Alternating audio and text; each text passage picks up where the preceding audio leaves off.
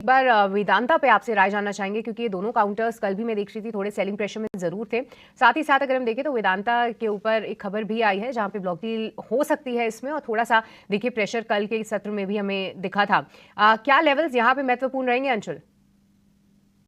शिशी देखिए, वेदांता अपने 20 day moving average पे आके ट्रेड कर रहा है, लगभग 15 दिन से ट्रेड कर रहा है। ब्रेकआउट देने की कोशिश की थी 20 जून को, लेकिन अब ये फिजल आउट होते हुए दिख रहा है। तो 445 447 मेजर सपोर्ट है। अगर ये सपोर्ट निकलता है, जिसकी उम्मीद काफी हाई है, तो स्टॉक में इमीडिएट डाउनसाइड जो बनेगी 395 से लेकर 382 की बनेगी। और टाटा स्टील में देखें तो प्रीवियस मंथ हाई के ऊपर कंसोलिडेट कर रहा है। एक छोटा सा कवर्नेंट पैटर्न का ब्रेकआउट था, लेकिन उसको फॉलो थ्रू मूव नहीं मिला है। ऑलरेडी 15-16 दिन हो गए उसके हाई के ऊपर कंसोलिडेट करते हुए। तो एक फाइनल राउंड ऑफ सपोर्ट है 172 174 जोन। अगर ये होल्ड नहीं होता है तो फिर टाटा स्टील में भी थोड़ी सी डाउन साइड ओपन अप होती हुई दिखेगी 160 तक। और metal index as a whole थोड़ा सा वीक लग रहा है, 600-700 पॉइंट की वहां पे करेक्शन एक्सपेक्टेड है। तो ये क्रॉस द बोर्ड करेक्शन रहेगा, सारे स्टॉक्स 3-3 4-4% नीचे आ सकते हैं। तो मेटल्स में बहुत ज्यादा कोई स्ट्रेंथ नहीं दिख रही है। प्रॉफिट बुकिंग है जो इंडेक्स पे 500 पॉइंट की रहेगी, तो स्टॉक्स में 3-4% की डाउन मूव आ सकती है। वेदांता को लेकर ये व्यू, लेकिन एक और एक्सपर्ट रजत बोस। रजत जी, बहुत शुक्रिया आपका समय देने के लिए। स्वागत है आपका 18 संदेश पर। सर, काफी टाइम के बाद आपसे मुलाकात हो रही है। आपसे गुजारिश है कि आपने ये इतना समय मत लीजिए, हमें थोड़ा सा वक्त दिया करिए। हाथ ऊपर चला था। ये कुछ दिनों पहले अपना 200 एक्सपोनेंशियल मूविंग एवरेज को टेस्ट किया था, जब वो बहुत बड़ा गिरावट आया था उसी टाइम पे। उसके बाद में ये कंसोलिडेशन मोड पे रहा और कल ये टॉप 5 गेनर्स के अंदर में आ गया है।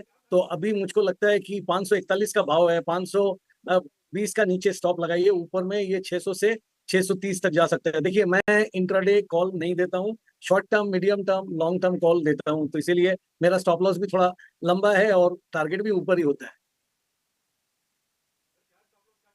स्टॉप लॉस क्या टारगेट होगा वेल्सपन कॉर्प के लिए? सॉरी, स्टॉप लॉस टारगेट से रिपीट कर देंगे एक बार फिर से आप? और स्टॉप लॉस, मैं स्टॉप लॉस दे रहा हूँ 520 के नीचे, और ऊपर में टारगेट जो है 600 से 620 का।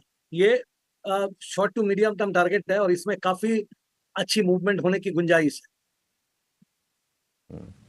ठीक है, 520 500 का स्टॉप लॉस, 600 620 के ये टारगेट होंगे वेल्सपन कॉर्प में।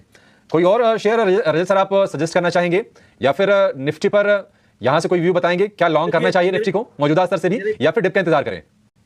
मेरे ख्याल से और एक स्टॉक जो कि इतना रुचि पे नहीं था इन दिनों में, बट थोड़ा बहुत ऊपर की तरफ मूवमेंट दे रहा है, ये एक आईटी स्टॉक है, विप्रो का बात कर रहा हूं मैं। ये 496 रुपया 85 पैसा पे कल बंद दिया है। इसमें खासियत यह है कि ये अपना 9 डे एक्सपोनेंशियल मूविंग एवरेज के ऊपर पिछले करीब वो 20 दिन से ऊपर ये मेंटेन किया है, और इसका 20 और 50 दिन का जो एक्सपोनेंशियल मूविंग एवरेज है वो उसमें एक गोल्डन क्रॉस, मतलब 20 दिन का जो मूविंग एवरेज वो 50 दिन का मूविंग एवरेज को क्रॉस करते हुए जाते लगते हैं। ये इस भाव में आप खरीद कर सकते हैं, और अप टू इसका जो 9 डे एक्सपोनेंशियल मूविंग एवरेज है वो 487 पे है। वहां तक आप इसमें खरीदारी कीजिए, और आपका स्टॉप लॉस जो है वो एक कंसोलिडेशन जोन 475 की है, उसके नीचे रखिए। इसमें भी 520 से 540 तक देखने की उम्मीद करना चाहिए। राइट, तो विप्रो है अगला स्टॉक। यहाँ पर भी आप नजर रख सकते हैं। आईटी स्पेस है, ट्रेंड के साथ के लिए कल क्लोजिंग होते होते काफी अच्छी यहाँ पर बाइंग भी नजर आ रही थी। तो 520 के टारगेट के लिए आप यहाँ पर नजर रख सकते हैं। स्टॉप लॉस होगा 475 का।